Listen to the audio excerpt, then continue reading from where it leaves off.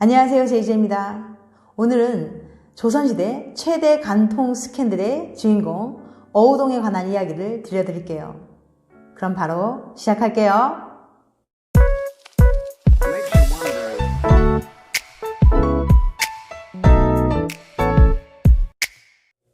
조선시대 최대 간통 스캔들의 주인공 어우동. 조선 성종시대의 세상을 떠들썩하게 만든 최고의 간통 스캔들이 일어나는데요. 그 스캔들의 주인공은 바로 어우동입니다. 어우동은 불꽃처럼 강렬한 사랑을 하다 풍기물란죄로 비참한 최후를 맞습니다. 그녀는 사랑을 나눈 남성들의 이름을 온몸에 새겨 넣었다고 하는데요. 요즘에 문신으로 볼 수 있겠죠. 그 이름의 수가 수십에 이르렀다고 합니다. 여인의 정절을 중요시하던 조선시대에 참으로 놀라지 않을 수 없는 일이죠. 이런 파격적인 음행으로 세상을 경악하게 만든 어우동이 사실은 양반가에서 태어나 왕족과 혼인한 여인이었다는 걸 알고 계신가요? 그럼 어우동은 왜 이런 스캔들의 주인공이 된 것일까요? 어이없이 소방맞은 어우동. 박어우동은 연산군 일기에 구마라고도 칭한 것으로 보아 본명은 박구마로 추측됩니다. 그녀의 가족은 아버지는 승문원지사 박윤창, 어머니는 정귀덕, 오빠는 박성근 등이 있어요. 조선시대 금기에 가까운 간통사건을 일으켰기 때문에 가문에서 파문되어 성을 뺀 자신의 별명인 어우동이란 이름으로 기록되었습니다. 어우동이란 같이 어울려 통하다라는 뜻이에요. 또는 어울우동이라고도 했는데 얼동이라는 아명 또는 별칭이었던 것 같아요.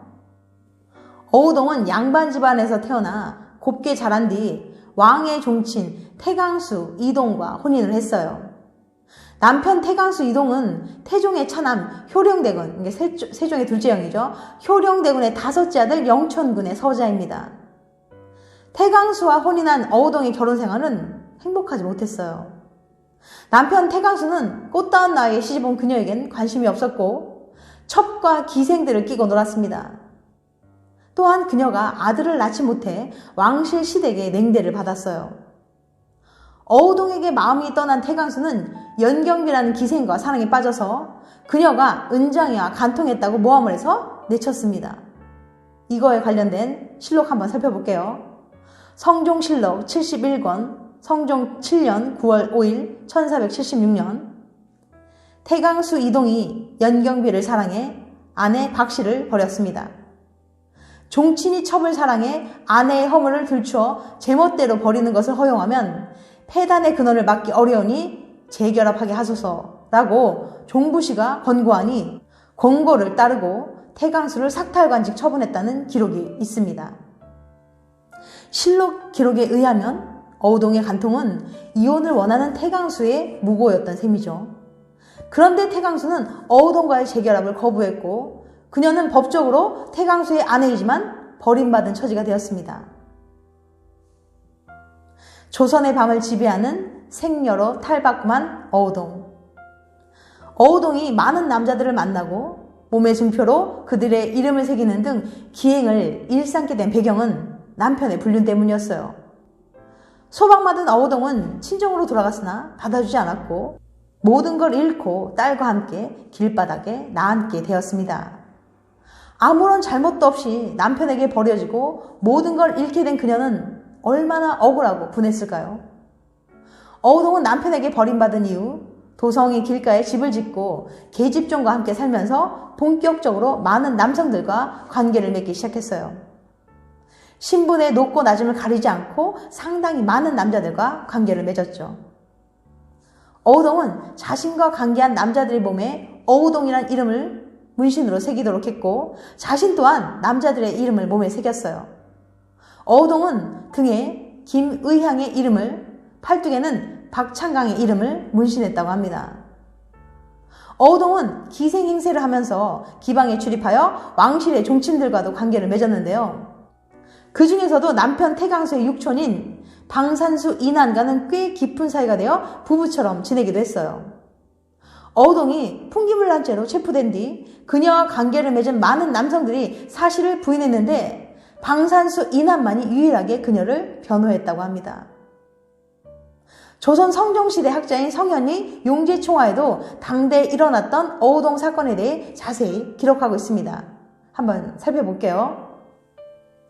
어우동은 지승문 박선생의 딸이다.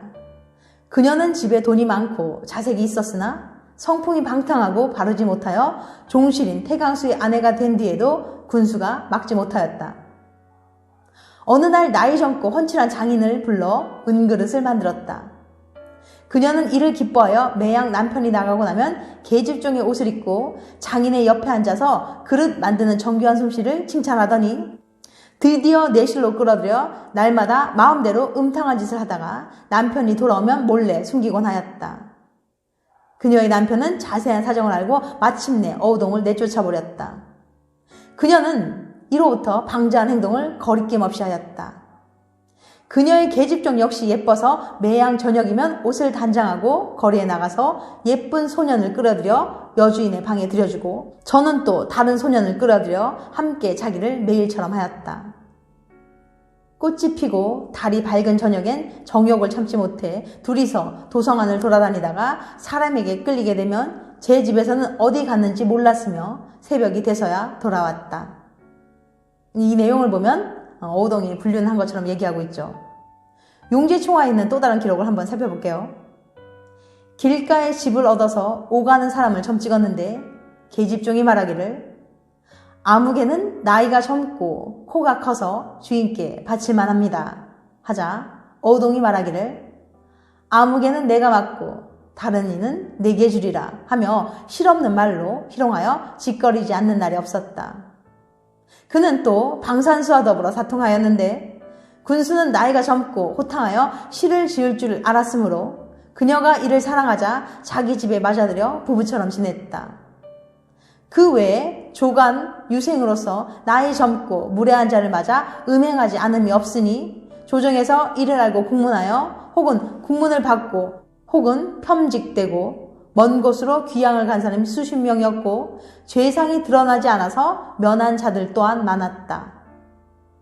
이 기록을 보면 어우동 스캔들의 파문이 얼마나 컸는지 짐작할 수 있습니다. 하지만 어우동은 단지 남자와 관계만 하는 여자는 아니었어요. 그녀가 원래 하고 싶었던 시문활동과 가야금 연주 등 자신의 재능을 마음껏 뽐냈어요. 많은 남성들과 만났지만 단지 시문만 주고받은 경우도 많았기 때문에 여러 문사들이 그녀의 글을 보기 위해 더욱 그녀에게로 몰려들었습니다.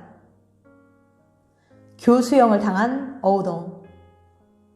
이처럼 어우동은 신분을 가리지 않고 수많은 남자들과 관계를 맺었기 때문에 결국 사회 풍속을 어지럽힌다는 제목으로 체포되었습니다. 성종실록에 기록된 어우동 사건을 한번 살펴볼게요. 성종실록 성종 11년 7월 9일 1480년 의금부에서 아래기를 방산수 이난과 수산수 이기가 어울우동이 태강수의 아내였을 때 간통한 죄는 유리장 100대 도 3년의 고신을 모조리 박탈한 데 해당합니다 하였으니 명하여 은을 대신 바치게 하고 고신을 거두고서 먼 지방에 부처하게 하였다. 이 기록에 의하면 태강수의 아내인 어우동이 방산수, 수산수 등 왕실의 종친들과 간통하여 사회적으로 무리를 일으켰다는 걸 알 수 있어요. 즉 어우동은 남편 태강수 이동을 포함하여 방산수 이난과 수산수 이기 등 3명의 왕실 남자와 관계를 맺었던 거죠. 그리고 한 달 정도 뒤인 8월 5일 사헌부 대사원 정괄 등이 차자를 올렸어요. 어우동 사건에 관련된 연루자들이 더 생겨나고 의혹이 증폭되면서 대사원이 직접 나선 거죠. 정갱필은 신등이 생각건대 어울우동이 사족의 부녀로서 귀천을 분별하지 않고 친소를 따지지 않고 음란함을 자행하였으니 명예를 훼손하고 더럽힌 것이 막심합니다. 마땅히 사통한 자를 끝까지 추문하여 엄하게 다스려야 하겠는데 의금부에서 방산수 이난에 초사에 의거하여 어유소, 노공필, 김세적, 김칭, 김휘, 정숙지를 국문하도록 청하였는데 어유소, 노공필, 김세정을 완전히 석방하여 신문하지 않으시고 김칭, 김희, 정숙지 등은 다만 한 차례 형신하고 석방하였으니 김칭 등이 스스로 죄가 중한 것을 아는데 어찌 한 차례 형신하여 갑자기 그 실정을 말하겠습니까? 신등이 의심하는 것이 한두 가지가 아닙니다. 라고 하여 관련 인사들에 대한 미온적인 처벌을 비판하고 있습니다. 사관원에서도 어유소, 노공필, 김세적의 죄를 칭하였으나 성종은 모두 들어주지 않았어요. 반면에 사건의 발단이 된 어우동에 대해서는 사건이 일어난 지 3개월 만인 1480년 10월 18일 바로 교영이 바로 교수형이죠. 교영에 처하는 조치를 취하였습니다. 성종은 남성의 분류는 관대하게 용서했지만 여성의 부정은 단죄했던 거죠. 당시 일부 신하들이 어우동을 사형시키는 조치에 반대했지만 성종은 풍속을 바로잡으려는 취지에 그녀를 극형에 처할 것을 명했어요. 성종은 자신의 아내인 패비윤 씨가 투기가 심하고 용안에 상처를 냈다는 이유로 사약을 내려 죽였으며 어우동은 여러 남자들과 사통했다는 죄목으로 교수형에 처했을 만큼 성리학적 유교 윤리에 어긋난 여인에게는 조금의 자비도 베풀지 않았지만 어우동과 관련된 남자들은 가볍게 처벌하거나 다시 등용하는 등 남녀에 대해 매우 이중적인 모습을 보여주기도 했습니다. 성종은 성리학적 이념을 본격적으로 사회에 전파시키려고 했거든요.